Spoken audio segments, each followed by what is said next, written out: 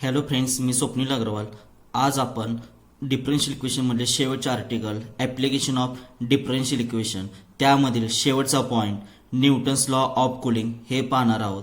आणि त्यामध्ये आपण डिफरन्शियल इक्वेशनचा कसा वापर केला जातो ते पाहणार आहोत व त्यावरील एक्झाम्पल बघणार आहोत.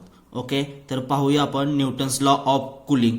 Okay, Newton's law of cooling चं स्टेटमेंट पाहूया आपण. ते केमिस्ट्रीमध्ये पण झालं असेल तुम्हाला.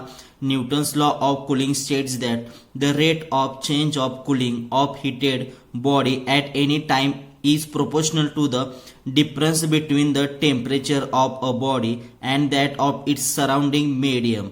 ओके, म्हणजेच काय सांगता येते न्यूटन्स लॉ ऑफ कूलिंग की rate of change of cooling heated body at any time is proportional कशाला, डिफरन्स कशाचा, टेम्परेचर ऑफ बॉडी आणि सराउंडिंग मिडियमचा डिफरन्सला ते काय असणार आहे, प्रोपोर्शनल असणार आहे. ओके, ठीक आहे. मग आपण हिटेड बॉडीचं टेम्परेचर थिटा मानूया. Okay, let theta be the temperature of a body at time T आणि सराउंडिंग मिडियमचं टेम्परेचर काय मानूया, थिटा डॉट.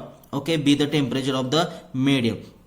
मग न्यूटन्स लॉ ऑफ कूलिंग काय सांगतं, according to Newton's law of cooling काय सांगणार आहे की डी थिटा कारण rate of change of cooling of heated body at any time t म्हणजे d theta upon d t proportional difference between काय temperature of body आणि surrounding medium. Proportional काय असणार आहे, theta minus theta naught. Therefore काय असेल, d theta upon d t equal to काय असणार आहे, minus K into theta minus theta naught where k is constant proportionality and negative sign indicates that difference of temperature is decreasing. Obviously आपल्या या डिफरन्सचा घेतला तर तो काय होणार आहे, डिक्रीज होत जाणार आहे. त्यामुळे इथं काय घेतलं आपण, साइन मायनस घेतलेलं आहे. ओके, ठीक आहे. Now D theta upon theta minus theta naught. Okay, divide केलं, इकडे एल एस घेतलं डिवाइड होणार, इक्वल टू डी टी तिकडे घेतलं काय येणार, मल्टिप्लाय म्हणजे minus K D T.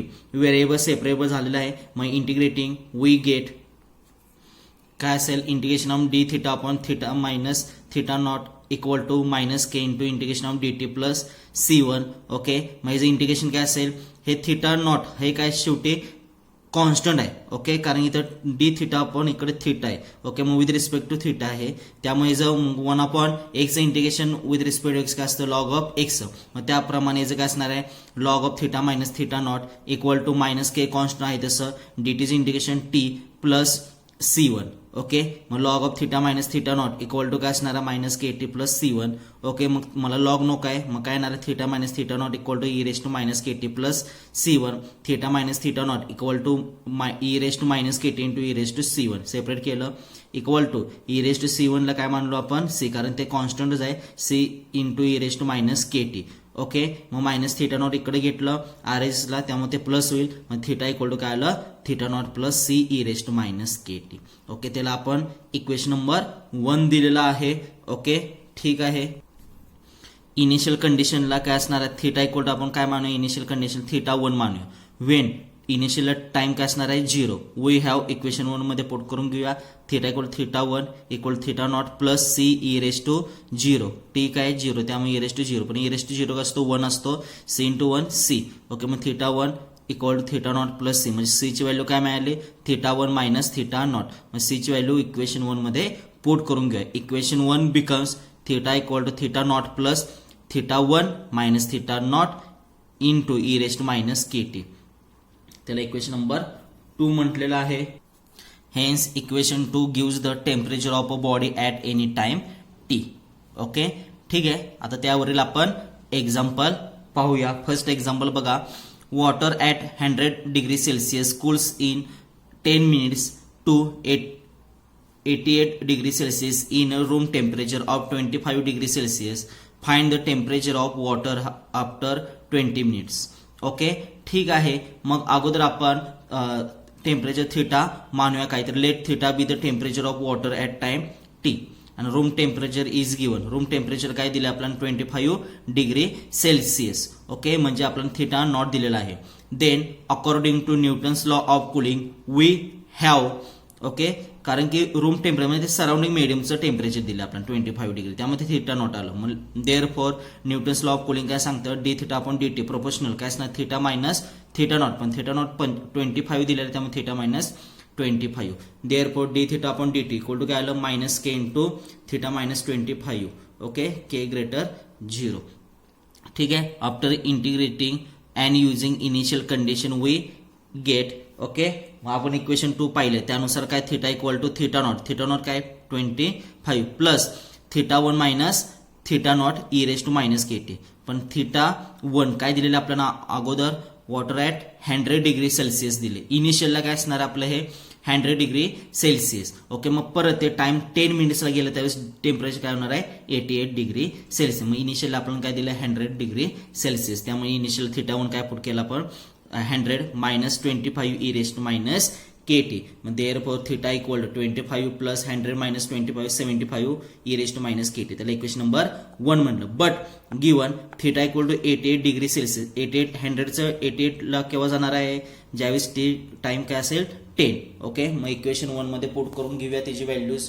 Okay, मग काय असेल 88 equal to 25 plus 75 E raise to minus K into t किती दिलं आहे 10. ओके, देअरफॉर 88 मायनस 25 किती येणार आहे 63 equal to 75 E raise to minus 10 k. Therefore e raise to minus 10 k equal to 63 upon 75 equal to इथे 3 न भाग जात असेल.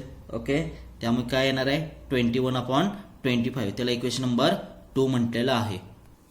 नाव we have to find theta when T equal to 20. Okay, बघा example मध्ये पण आपण फाइंड द टेम्परेचर विचारलं of water after 20 minutes. Okay, ठीक आहे. मग we have to find theta when T equal to 20. मग from equation we have theta equal to 25 plus 75 E raise to minus 20 K. Okay, equal to 25 plus 75 E. आता इथं आपल्याला value e raise to minus 20 k ची माहिती आहे का नाही, पण आपल्याला कशाची व्हॅल्यू माहिती आहे e raise to minus 10 k. मग काय करणार आपण ऍडजस्टमेंट. ओके, मग e raise to minus 10 k raise to square. Okay, मग स्क्वेअर केल्यानंतर काय येणार तेच येणार आहे. ठीक आहे, पण आपल्याला ई रेस टू मायनस 10 के ची व्हॅल्यू माहिती आहे काय आहे 21 अपॉन 25 पुट केली. ओके, ठीक आहे. मग 25 plus 75 into 21 upon 25 into 21 upon 25 square असल्यामुळे. ओके, 25 आणि 7 भाग जातोय 3 येतोय 3 इंटू 21 इंटू 21 गुणाकार करूया आपण आणि सॉल्व्ह करून घेऊया. Okay, therefore 25 plus 130 323 upon 25. Okay, addition केली तिरकस गुणाकार केला 625 प्लस 1323 अपॉन 25. ओके, ॲडिशन केली 1948 अपॉन 25. ओके, कॅल्क्युलेशन केलं थिटा इक्वल टू किती मिळालं आपल्याला मग 77.92. Okay, therefore temperature of water after 20 minutes will be किती मिळालं 77.92 degree Celsius which is required answer. Okay, ठीक आहे. आता आपण नेक्स्ट एक्झाम्पल पाहूया. A body cools according to Newton's law from 100 degree Celsius to 60 degree Celsius in 20 minutes. The temperature of the surrounding being 20 degree Celsius. How long will it take to cool down to 30 degree Celsius? Okay, मग पहिली गोष्ट आपल्याला theta naught काय दिलाय 20 degree Celsius. इनिशियलला temperature किती आहे 100 degree Celsius आणि परत ते 60 डिग्री सेल्सिअसला टाइम किती दिलाय 20 मिनिट्स. मग आपण विचारलं काय 30 डिग्री सेल्सिअसला जाण्यासाठी ते टाइम किती आहे ते फाइंड करायचं आहे. ठीक आहे, सोपं एक्झाम्पल आहे. जसं पहिलं सोडू त्याच पद्धतीने सॉल्व्ह करायचं आहे. पाहूया आपण example. Let theta be the temperature of body at time t. The temperature of surrounding is given to be 20 degree Celsius. Okay, according to Newton's law of cooling, d theta upon dt proportional काय असणार theta minus theta naught. Theta naught काय 20. Okay, त्यामध्ये 20 आलं. Therefore d theta upon dt equal to minus k into theta minus 20 k greater 0.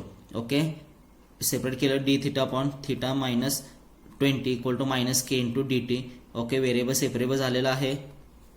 मग integration घेतलं. Okay, same पद्धतीनं मग log of theta minus 20 equal to minus K T plus c. Okay, इथं confuse व्हायचं नाही. आपण आत्ताच न्यूटन्स लॉ ऑफ कुलिंग त्याचं इक्वेशन 2 आहे त्या पद्धतीनं सोडवलं तर चालेल. जसं आपण एक्झाम्पल 1 बघितलं तिथंही तुम्ही व्हॅल्यूज पुट केला तरी चालेल. आणि मी हेचं आणि त्याचा मिनिंग सेमच आहे. ओके, त्यामुळे काय फरक नाही. आपण इथंही पुट केलं तर तेच आन्सर येणार आहे, चेंज कुठेच होणार नाहीये. Okay, initially that is when T equal to 0 त्या थिटा किती आहे 100 डिग्री सेल्सिअस. व्हॅल्यूज पुट करून घेऊया. Log of 100 minus 20 equal to 0 आहे ना टी, त्यामुळे इनिशियलला, त्यामुळे 0 प्लस सी, मग सीची व्हॅल्यू किती मिळाली log of 80. Okay, therefore log of theta minus 20 equal to minus K T plus c काय मिळालेलं आपल्याला लॉग 80. ओके, इथं पुट केलं त्यामुळे plus log 80.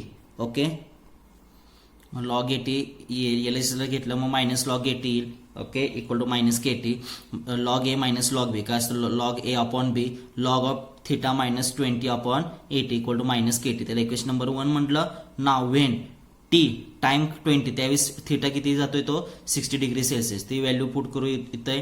Okay, log of 60 minus 20 upon 80 equal to t किती आहे 20 मायनस 20 के. देअरफॉर काय 60 minus 20 किती येणार आहे 40 upon 80 log of 40 upon 80 equal to minus 20 K. Okay, मग इथं काय नाही log of 1 upon 2 equal to minus 20 K. Therefore K ची व्हॅल्यू काय मिळाली minus 1 upon 20 log of 1 upon 2, त्याला इक्वेशन नंबर 2 म्हटलेले आहे. ओके, के ची व्हॅल्यू मिळाली, ते के ची व्हॅल्यू आपण इक्वेशन 1 मध्ये पुट करून घेऊया. म्हणजे काय नाही log of theta minus 20 upon 80 equal to K ची व्हॅल्यू किती आहे मायनस. ओके, आणि इथं already minus minus minus plus झालं 1 upon 20 log of 1 upon 2 into T. Okay, आता वेन थिटा काय दिला आपण 30 डिग्री सेल्सिअस, त्यावेळेस टाइम किती लागते ते फाइंड करायला सांगितलेलं आहे. तर पाहूया आपण when theta equal to 30 degree Celsius then log of इथे पुट करून घ्या log of 30 minus 20 upon 80 equal to काय असणार आहे टी आहे ना, हा टी इथं multiply t upon 20 log of 1 upon 2 log of 30 minus 20 किती येणार आहे 1 अपॉन 80 सॉरी 30 मायनस 20 10 येणार आहे आणि अपॉन 80. ओके, 0 कॅन्सल म्हणजे 1 upon 8 equal to T upon 20 log of 1 upon 2. मग log of 1 upon 8 equal to काय असेल इथे log of 1 upon 2 raise to पॉवरला जाईल. टी अपॉन 20 1 अपॉन 2 च्या पॉवरला जाते. आपण लॉ पाहिलेला आहे लॉगरिथमचा. ओके, ठीक आहे. मग log of 1 upon 2 raise two cube लिहू शकतो का, लिहू शकतो का, कारण की 1 चा क्यूब 1च आणि 2 चा क्यूब काय येणार आहे 8 येणार आहे. ओके, त्यामुळे काय असणार आहे 1 अपॉन 2 चा cube equal to log of 1 upon 2 raise to T upon 20. Base same असेल आणि ते इक्वेलिटी दिला असेल तर पॉवर पण काय असणार आहे सेम असणार आहे. म्हणजे एअरफोर 3 इक्वल टू काय असणार आहे टी अपॉन 20. ओके, मग टी इक्वल टू काय असणार आहे 20 into 3 60 there t equal to 60 minutes. Therefore the body will cool down to 30 degree Celsius in 60 minute. Okay, 60 minute म्हणजेच काय असणार आहे that is 1 hour. Okay, which is require answer. इथे आपला डिफरन्शियल इक्वेशन हा चॅप्टर संपलेला आहे.